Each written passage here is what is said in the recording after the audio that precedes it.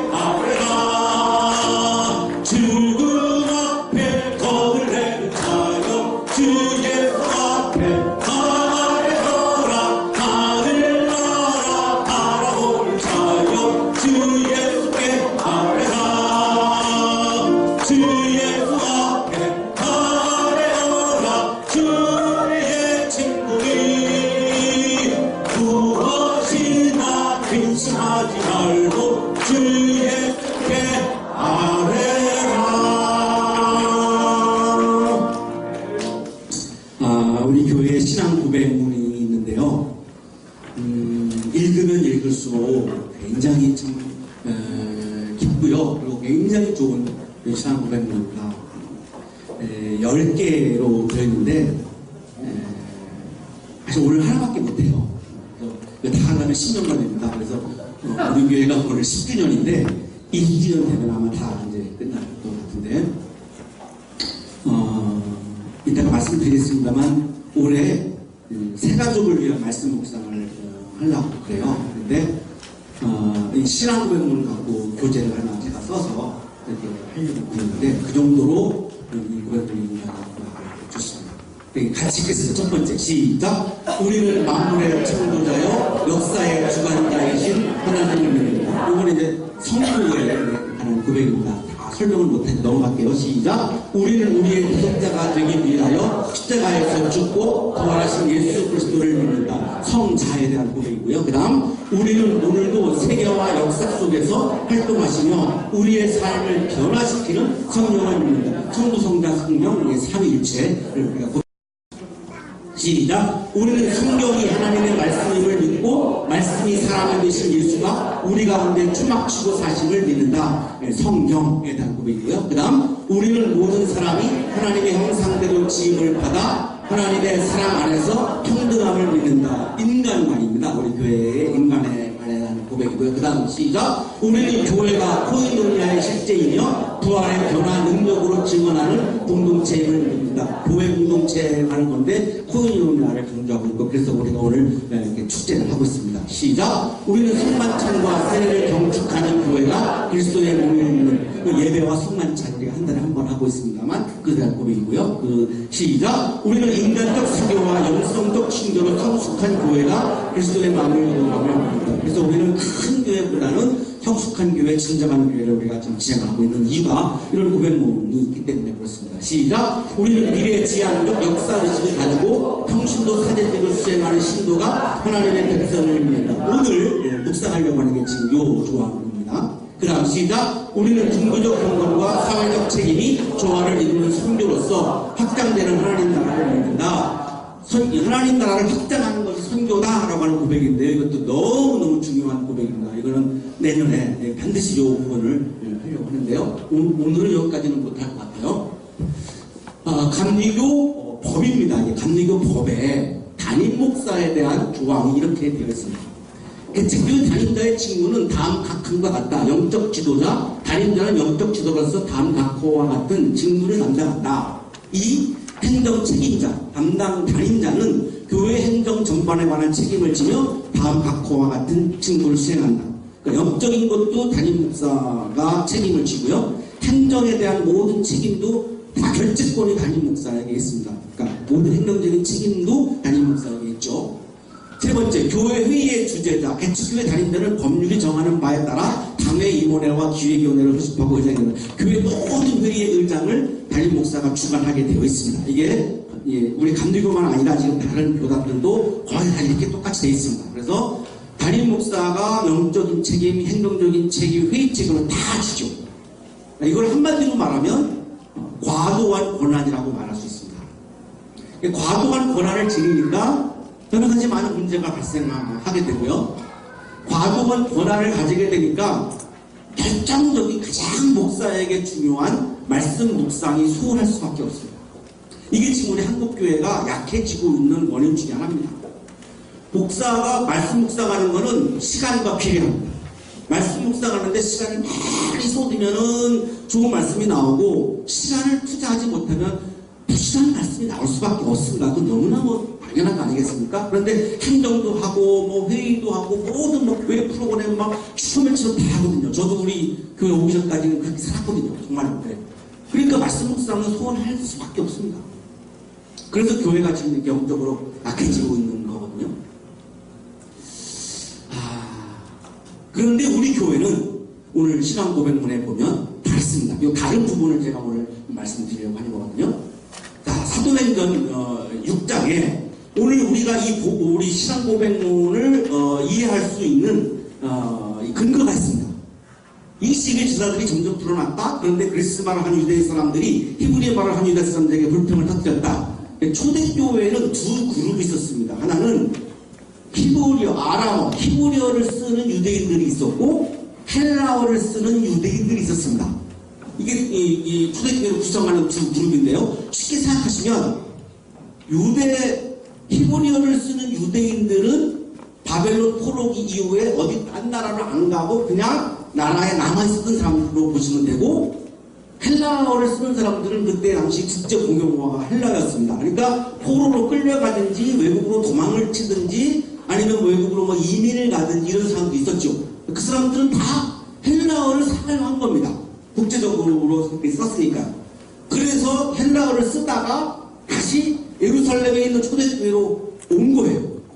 그러니까 이 히브리어를 쓰는 사람들은 기존교인으로 보시면 되고 헬라어를 쓰는 사람들은 새가족이라고 보시면 됩니다. 이 두 그룹이 존재했던 거고 우리 교회도 그렇고 일반 교회도 다 마찬가지입니다. 기존의 교인과 새가족의 교인들이 다 섞여 있지 않습니까? 근데 이제 이 교회 성장연구소에서 설문조사를 했는데 교회 새가족 등록했다가 떠나는 사람들을 다 설문조사를 했더니 1위가 뭐로 나왔냐면 기존 교인들의 텃세 이렇게 나왔습니다. 놀랍게도 어느 단체든지 어느 조직이든지 다 그게 있죠. 기득권도 있고 텃세도 있고 다 있거든요. 근데 교회만큼은 이제 그게 없어야 되는 곳인 거죠. 교회만큼은. 그래서 여기 초대교회도 요 두 그룹 때문에 이제 문제가 나온 건데 불평이 나오죠. 불평이. 이 무슨 불평이냐면 이게 구제를 했습니다. 교회에서 가난한 사람들에게 구제를 하는데 이 히브리파 교인들이 교회 주도권을 쥐고 있으니까 구제의 대상이 다 히브리파 사람들이에요. 그러니까 헬라파 이 그리스도인들은 이제 소외감을 느낀 거죠. 그래서 이제 불평을 터뜨렸다. 지금 이 말씀이 지금 그런 내용이에요.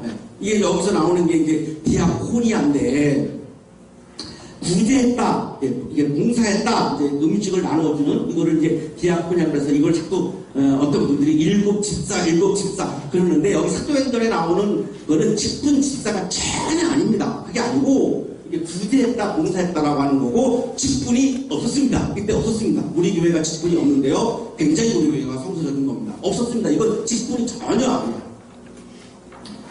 자, 그래서 이 사도들도 이 문제를 고민하지 않을 수가 없는 거죠. 이제 이렇게 불평이 나오니까. 그런데 이 불평이 공개적인 불평이 아니고 옹비스모스라고 헬라어 성경에 되어 있는데, 조용한 불평이에요. 뒤에서 하는 거죠. 뒤에서. 공개적으로 하면 차라리 해소가 되고 해결이 되고 포럼이 되는데, 뒤에서 이렇게 막 불평하면은 모르잖아요. 근데 그게 암세포처럼 그게 막 번져나가는 게 조용한 불평이거든요. 우리 교회도 지금 드러내놓고 하는 불평은 저는 못 들었거든요. 조용한 불평이 있는 점인지는 제가 잘 모르겠어요. 그냥 없다라고 믿고 그래야 편안하니까 그냥 없다고 생각하는데, 혹시 있다면 그게 굉장히 우리 교회에 아주 어두운 면이 되는 거거든요. 이 당시에는 이런 조용한 불평이 있었습니다. 자, 그래서 12사도가 제자들, 12사도가 아닌 제자들이죠. 사람들을 모아놓고 이렇게 말합니다. 우리가 하나님의 말씀을 전하는 일을 제쳐놓고서 음식 베푸는 일에 힘쓰는 것은 좋지 못합니다. 이 구제하고 봉사하는 것을 사도들이 다 했거든요. 직접 했거든요. 이걸 하다가 보니까 말씀, 여기 나오죠. 말씀을 전하는 일을 제쳐놓고 말씀 묵상에 소홀해질 수밖에 없다라고 하는 걸 이제 느낀 거죠. 그래서 이 문제를 지금 이제 이렇게 깨달은 거예요. 자, 그러니 형제자매 여러분, 신망이 있고 성령과 지혜가 충만한 사람 일곱 집사라는 말이 안 나오죠. 그냥 일곱이에요. 일곱을 일꾼입니다. 일꾼. 디아코노스 일꾼을 말해요. 교회는 어떤 신분이나 뭐 이런 어떤 이게 계급이나 이런 게 존재하면 이미 그건 기독교성을 상실하는 거고요. 일꾼이에요. 우리 다 그냥 봉사하는 거고 일꾼이거든요. 일곱을 여러분 가운데서 뽑으십시오. 그러면 그들에게 이 일을 맡기고, 오늘 거룩한 단어가 이 일을 맡기고 해요. 사도들이 구제하고 봉사하는 교회 일을 더 풀면은, 요즘 물로 풀면은 교회 운영에 관한 일들을 그들에게 맡긴다는 거예요. 위임한다는 거예요. 왜? 말씀에 집중을 하기 위해서. 딴 게 아니라 말씀에 집중을 해야 되니까, 말씀 외에 다른 교회 일들은 이 일곱 사람을 뽑아서 그들에게 맡기자라고 사도들이 제안을 한 거죠. 자, 그런데 그 일곱은 성령과 지혜가 충만한 사람이면 좋겠다. 자격이죠, 자격. 그거를 교회 일을, 교회 운영을 맡는 사람들의 이 자격 조건은 성령과 지혜가 충만한 사람을 이제 에게 맡기자. 우리는 기도하는 일과 말씀을 섬기는 일에 헌신하겠습니다. 이게 굉장히 중요한 부분이에요. 말씀을 섬긴다고 얘기하잖아요. 말씀을 섬긴다. 말씀으로 이끄는 게 아니에요, 교회는. 한양대학교를 이천진 목사가 이끌면 주님이 이끌지 않는 교회가 되버려요. 제가 이끌면은 주님의 이끄심을 제가 방해하는 목사가 되버려요. 여기 보세요. 말씀을 갖고 이끈다는 게 아니에요. 말씀을 섬긴다라고 하는 건데, 여기 헬라어 성경에 디아코니아입니다. 여기도. 그러니까 일곱 집사라고 하는 말이 틀렸다라고 하는 증거가 뭐냐면, 그러면 목사도 집사라고 해야 돼요. 거기도 구제할 때도 디아코니아였고, 여기 말씀을 섬기는 일 여기도 디아코니아입니다. 똑같습니다. 자, 그런데 말씀을 갖고 섬긴다라고 하는 게 뭐냐면 일꾼이라는 거예요. 말씀을 전하는 일꾼. 그러니까 교회 운영을 하는 일꾼.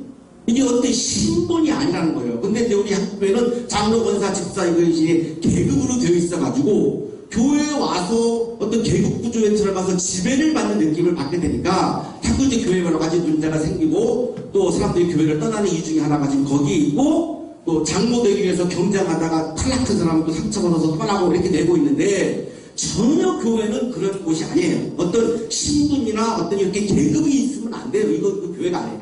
섬긴다라고 하는 거거든요. 섬기는 거예요. 저나 여러분 모두가 다 우리가 섬기는 거죠. 누구를? 예수 그리스도를 섬기는 거예요. 그것이 내가 뭐 여기서 높아가지고 뭘 하고 하는 그런 게 전혀 아닙니다. 그럼 이미 교회의 정신을 상실한 거죠. 모든 사람이 이 말을 좋게 받아들였어요. 이 일을 맡기고 사도들은 말씀을 섬기는 일에 집중하고 교회 운영이나 구제나 봉사하는 것은 7사람을 뽑아서 이 일을 그들에게 맡긴다. 이거를 다 좋게 받아들인 거예요. 우리 교회도 다 이걸 좋게 받아들이시죠? 아닌가 보네요. 이 우리 교회 시장고의 의미예요. 네. 믿음과 성령이 충만한 사람인 스데반과 빌립과 브로고와 니가노르와 니몬과 바메나와 안디옥 출신의 이방 사람으로서 유대교회 개종한 사람인 니골라를 뽑아서, 다 여기 지금 7사람의 이름이 나오죠. 다 7사람의 이름을 헬라어 성경에 보시면은 다 헬라식 이름입니다. 스테파논, 필리폰, 프로코론, 니카노라, 티모나, 바르메나, 니콜라온, 다 헬라파 사람들이에요. 그러니까 다수파인 유대파 그리스도인들이 소수파인 세가족인 7사람을 일꾼으로 세운 거예요. 왜 그랬냐면 그동안 유대파 사람들이 이걸 담당하다가 보니까 유대파 사람들에게만 구제와 봉사를 했거든요. 그러니까 너무 근데 상처가 심해서 갈등이 깊어졌으니까 이번에는 완전히 7명을 다 세가족으로 이렇게 뽑은 겁니다. 누가? 교인들이 뽑았습니다. 사도가 임명한 게 아니고 교인들이 뽑았잖아요. 여러분이 뽑으라 그랬고 뽑잖아요. 선출한 거예요. 선출. 그러니까 초대교회 교인들의 영성이 대단한 거예요. 이걸 보면 정말 대단한 거예요. 왜 기득권 누리고 싶고 터스게 하고 싶고 그게 우리 인간의 그 본능과 같은 건데 그걸 다 내려놓은 거예요. 뭐로? 성령과 지혜로. 그러니까 영성이 충만했던 교회인 거죠. 이 교회가 사도들 앞에 세우고 사도들이 그들에게 7분을 기도하고 그들에게 안수를 한 거예요. 여기서 나오는 게 이제 안수집사라고 하는 그런 용어도 있는데요. 자, 그런데 우리 교회가 아까 내 감리교법과 우리 신앙고백론을 비교해보세요. 어떤 게 성서적이냐. 우리는 미래지향적 역사의식을 가지고 평신도 사제직이라고 하는 단어가 지금 중요한 단어거든요. 평신도 사제직을 수행하는 신도가 하나님의 백성임을 믿는다. 제가 우리 교회 처음 와서 처음으로 우리 기회경 분들을 만나서 식사하는 자리에서 가장 그동안 현재 우리 교회가 아쉬운 것이 있다면 무엇인가라고 하는 얘기가 진행되었는데 딱 처음으로 나온 게 뭐냐면 평신도 중심교회로 하기로 했는데 현실적으로 평신도 중심교회가 안 됐습니다. 이런 말씀을 내가 처음으로 들은 말이에요. 근데 평신도 중심교회는 이제 좀 이거는 오류예요. 용어가. 평신도가 중심이 되면 또 목회자가 소외가 돼요. 그러니까 평신도 중심이 아니고 예수 중심입니다. 교회는 예수 그리스도가 중심이에요. 누구도 중심이 되면 안 돼요. 예수님만이 중심이에요. 그래서 우리 신앙고백론이 정확해요. 평신도 중심교회도 아니고 목회자 중심교회도 아니고 뭐라고 표현하고 있냐면 평신도 사제직이라고 얘기하고 있어요. 대단해요. 우리 교회 신앙고백론이 정말 대단해요. 이 평신도 사제직이 뭐냐면 앞에서 우리가 읽었던 그 사도행전에 나오는 그 내용입니다. 이게 조금만 더 풀면 평신도 사제직은 2가지 의미를 가지고 있는데 평신도가 저는 매일 교회에 와서 이렇게 일하지만 여러분들은 여러분의 일터에서 세상에서 삶의 현장에서 직장에서 일하시잖아요. 그게 사제라는 거예요. 그게 교회의 일은 사제가 하는 거고 세상에서 하는 일은 사제가 아니다라고 하는 거를 이걸 깬 거예요. 왜냐면 내가 바깥에서 어떤 일을 하든 내가 리역을 끊는다 할지라도 그것이 하나님의 영광을 위한 거고 주님을 위하는 마음으로 주님의 뜻을 받들어 산다면 그것도 사제라는 거예요. 그 일의 종류에 따라서 이거를 구분하면 안 된다는 거예요. 어떤 일을 하든 뭐 건축을 하든 뭐를 하든 이게 내가 하나님의 영광을 위해서 하고 주님의 뜻을 따라서 하면 어떤 일을 하든 그것은 다 거룩한 일이고 그 거룩한 일을 하는 사람은 사제다. 이 의미가 평신도 사제직의 첫 번째입니다. 여러분은 교회에서는 사제 일을 하시지 않지만 직장에서 일주일 동안 사제로서 일을 하시는 거예요. 지금 그게 평신도 사제직의 첫 번째 의미입니다. 두 번째는 영적인 일은 목회자가 하고 교회 운영은 평신도가 한다는 의미예요. 왜? 같은 사제니까. 목회자와 평신도가 차별이 없는 거예요. 차별이 있으면 안 돼요. 예수가 중심인데 그 예수님을 위해서 목사는 말씀을 잘 묵상하고 준비해서 말씀을 섬기는 일로 섬기는 거고 여러분들은 교회를 운영하고 또 뭐 교회 구제와 봉사도 이렇게 하고 선교도 하고 하는 걸 통해서 사제로서의 일을 하는 거죠. 이거를 이렇게 딱 구분을 해놓은 겁니다. 그래서 감리교회는 담임 목사가 기획위원장을 겸임합니다. 여기 일반교회 다니다가 온 지 얼마 안 돼서 지금 이등록하신 분들은 거기에 아마 익숙해 있어가지고 굉장히 어색할 거라고 생각을 하는데, 우리 교회는 담임 목사와 기획위원장이 구분되어 있습니다. 자, 사도행전에 우리가 초대교회를 보면 분명히 구분했죠. 이 일을 맡기고, 그래서 말씀에만 집중할 수 있도록. 이게 우리 교회의 구조이고, 제가 보기에는 정말로 성서적인 구조가 우리 교회 구조고, 저는 이 구조에 대해서 100% 찬성하는 사람이에요. 아니, 기획위원장을 동시에 겸임 안 하니까 섭섭하지 않습니까? 아니요.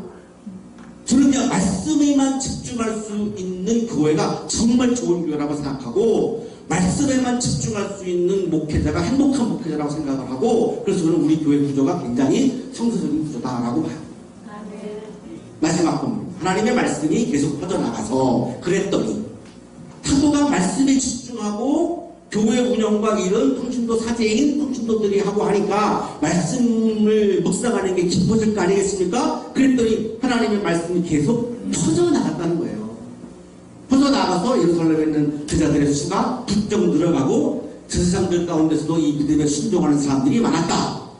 네. 자, 이 결과가 뭐냐면, 이렇게 했더니 결과가 뭐냐면, 첫 번째, 힘이 회복됐습니다. 지금 말씀의 힘이 죽는 게 우리 한국교회 지금 어려움입니다. 말씀의 힘이 없거든요.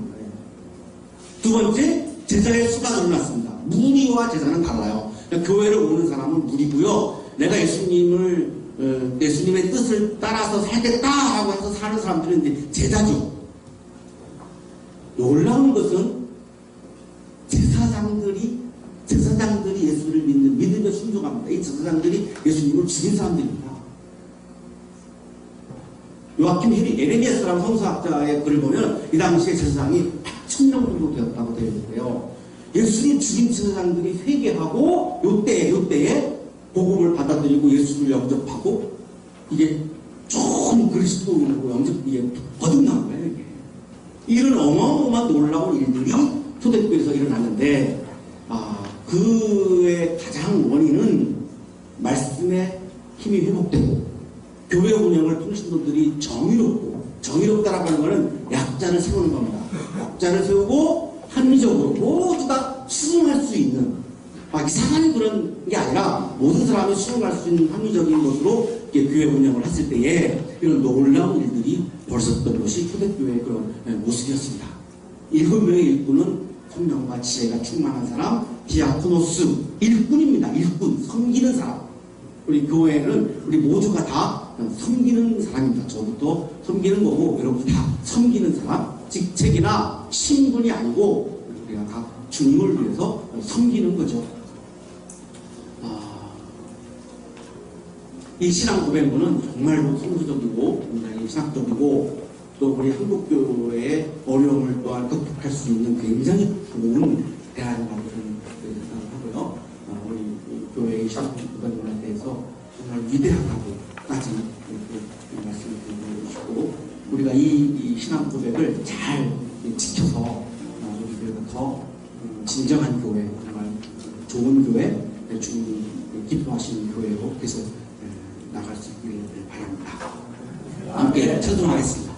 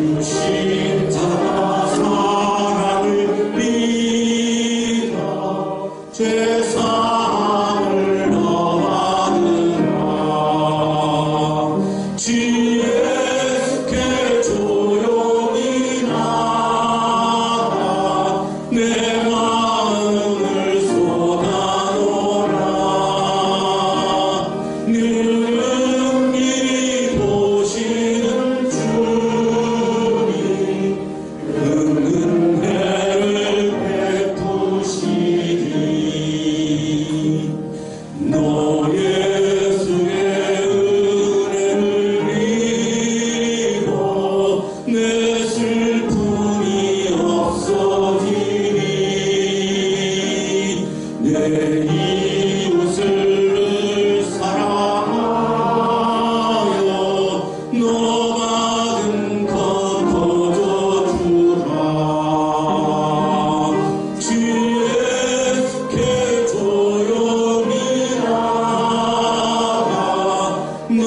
마음을 쏟아놓으라. 늘 미리 보시는 주님 그 은혜를 베푸시리. 주 예수를 친구로 삼아 늘 내 옆에 모시어라. 그 영원한 생명샘 물에 내 마른 목 죽이어라. 지혜 스케 조용히 나와 내 마음을 쏟아놓으라. 늘 일이 보시는 주님 그 은혜를 베푸시리. 너 주님과 사귀어 살면 새 생명이 넘치리라. 주 예수를 찾느니 앞에 참 맑은 빛 비추어라. 주